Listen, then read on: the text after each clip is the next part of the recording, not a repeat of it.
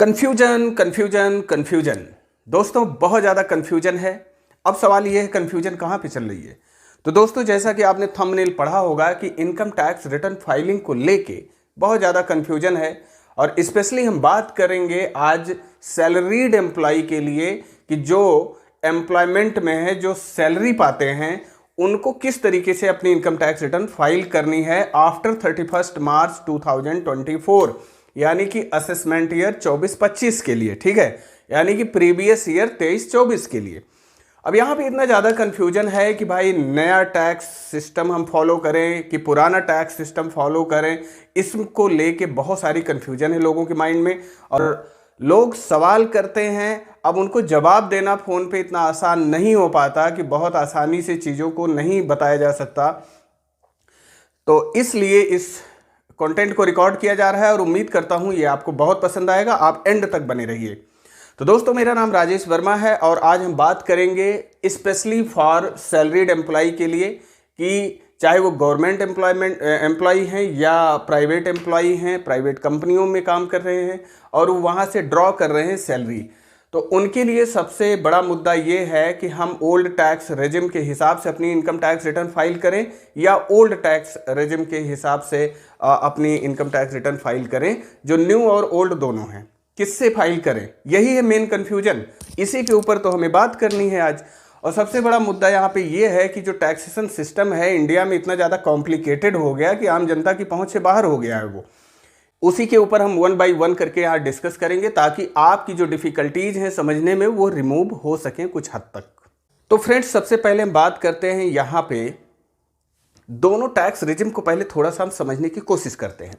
आप assessment year 23-24 की जब आप रिटर्न फाइल कर रहे थे तो वहाँ पे आता था ऑप्शनल स्कीम, जो कि न्यू स्कीम के नाम से जाना जाता था, और स्लैब रेट जो फाइनेंस एक्ट के थ्रू है वो बाय डिफॉल्ट रहता था। ठीक है, लेकिन अब क्या सिचुएशन बन गई है कि जिसे आप न्यू टैक्स स्कीम बोलते हैं वो अब डिफॉल्ट स्कीम बन गई है और ओल्ड स्कीम जिसे आप कहते थे वो ऑप्शनल स्कीम बन गई है।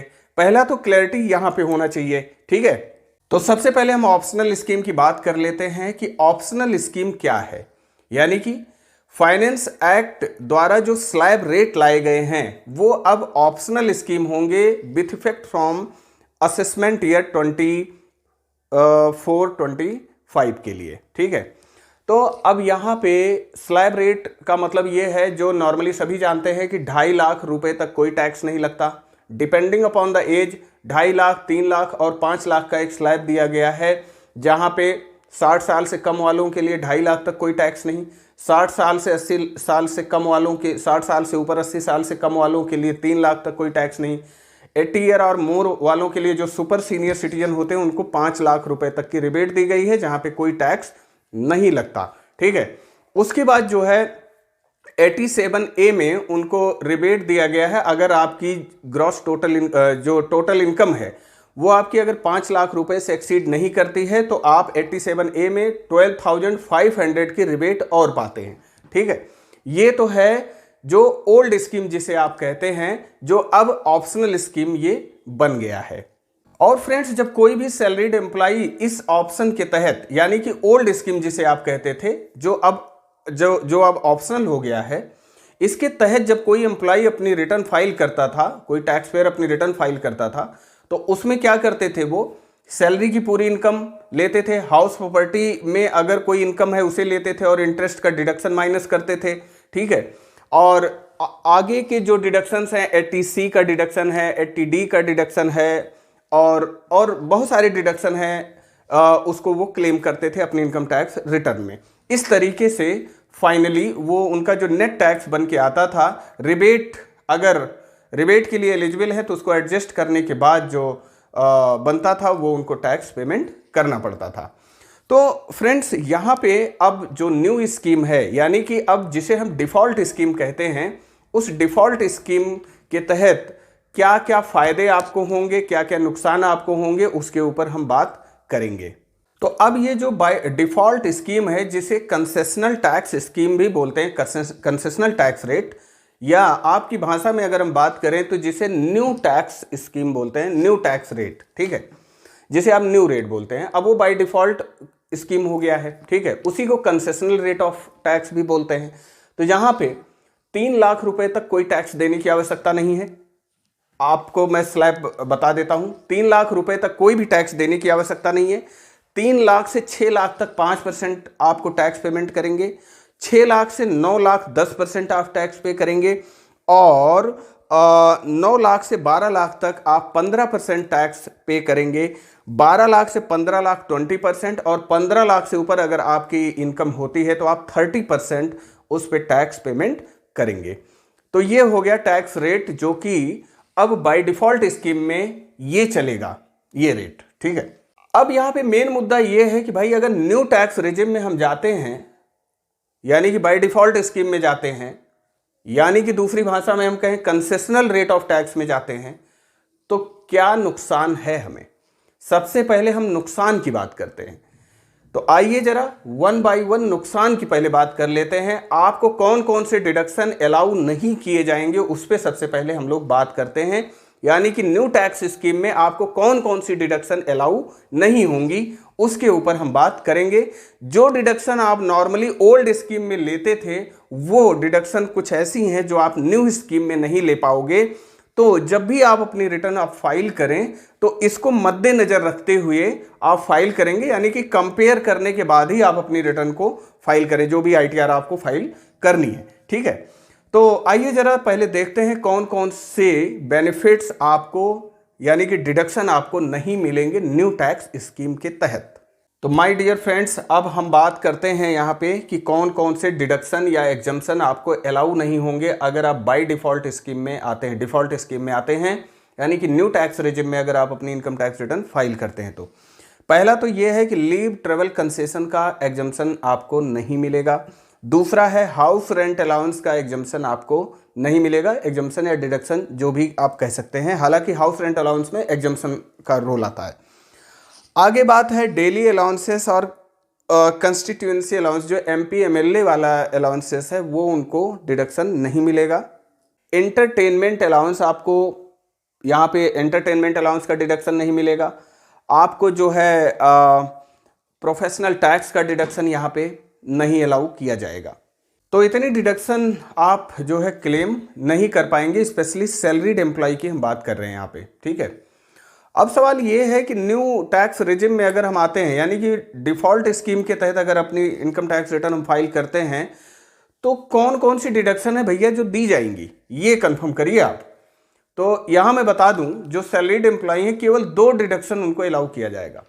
पहला जो डिडक्शन होगा वो होगा 80 CCD2 की, जो एनपीएस में आपने कंट्रीब्यूशन किया हुआ है उसका डिडक्शन आपको मिल जाएगा 80 CCD2, और 80 CCH है जो कि अग्निवीर स्कीम, यानी कि उसको बोलते हैं अग्निपथ स्कीम जिसे बोलते हैं 80 CCH, ठीक है। उसमें अगर आपने डोनेट किया हुआ है तो आपको इसका डिडक्शन मिल जाएगा। तो कुल मिला के सैलरीड एम्प्लॉय को केवल 2 डिडक्शन अलाउ हैं। पहला 80 CCD2 जो कि एनपीएस में उन्होंने कंट्रीब्यूशन किया है पेंशन स्कीम में, सेंट्रल गवर्नमेंट, और CCH 80 CCH जो कि अग्निपथ स्कीम में उन्होंने कंट्रीब्यूशन किया हुआ है, डोनेशन किया हुआ है, उसका जो है डिडक्शन वो ले सकते हैं न्यू टैक्स में, ठीक है। तो अब यहाँ पे एक मुद्दा ये भी निकल के आता है कि भाई जब ओल्ड टैक्स में, यानी कि जो अब ऑप्शनल स्कीम हो गया है, ऑप्शनल, तो ओल्ड टैक्स में जब हम अपनी आईटीआर फाइल करते थे तो वहाँ पे एक रिबेट 87A की मिलती थी जो कि 12,500 की थी। अब मुद्दा यहाँ पे ये है कि क्या 87A की रिबेट न्यू टैक्स रेजिम में भी है, यानी कि डिफॉल्ट स्कीम में भी है। तो जी हाँ, यहाँ पे 87A की रिबेट है, और मैं बताता हूँ ये रिबेट आपको किस लिमिट तक मिल सकती है। अगर आपकी टोटल इनकम एक्सीड नहीं करती है 7 लाख से, यानी कि 7 लाख रुपए से आपकी टोटल इनकम जो है एक्सीड नहीं करती है, तो आपको 25,000 तक का रिबेट मिलेगा, जो कि ओल्ड स्कीम में 12,500 रुपए है। और वहां पे टोटल स्कीम जो टोटल इनकम जो है 5 लाख रुपए से एक्सीड नहीं करनी चाहिए, तब आपको 12,500 रुपए तक की रिबेट मिल जाती है। लेकिन यहीं पे न्यू स्कीम में क्या है कि आपकी टोटल इनकम अगर 7 लाख रुपए से एक्सीड नहीं कर रही है तो आपको 25,000 तक का रिबेट यहां पे 87A में दिया जाएगा। तो ये कुल मिला जुला के जो है सैलरीड वालों के लिए है। तो दोस्तों आप लोगों ने ये जान लिया कि भाई जो ऑप्शनल स्कीम है यानी कि ओल्ड स्कीम और जो डिफॉल्ट स्कीम है यानी कि न्यू स्कीम, तो दोनों में जब आप कंफ्यूजन यहां पे आपको बिल्कुल नहीं होनी चाहिए। दोनों के तहत जब अपनी इनकम टैक्स रिटर्न आप फाइल करने जाएं तो दोनों के तहत आप जो है कंपेयर करें कि कहां पे आपका टैक्स कम बन रहा है या आपका रिफंड ज़्यादा बन रहा है, कहां पे आपको टैक्स कम जमा करना पड़ेगा। तो उसके हिसाब से आप डिसीजन लेंगे। आपको कोई बेग इंफॉर्मेशन के बेसिस पर इस तरीके से नहीं बताया जा सकता कि आपके लिए ओल्ड फायदेमंद होगा या न्यू फायदेमंद होगा, ठीक है।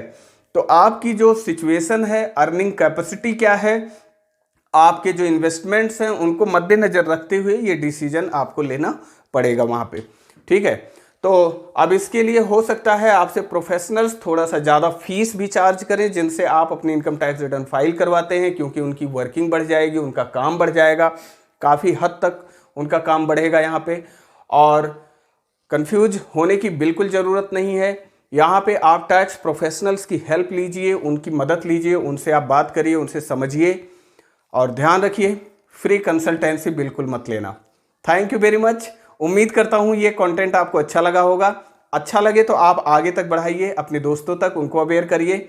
मिलते हैं अपने नेक्स्ट वीडियो में। Till then bye bye, take care, बहुत बहुत धन्यवाद।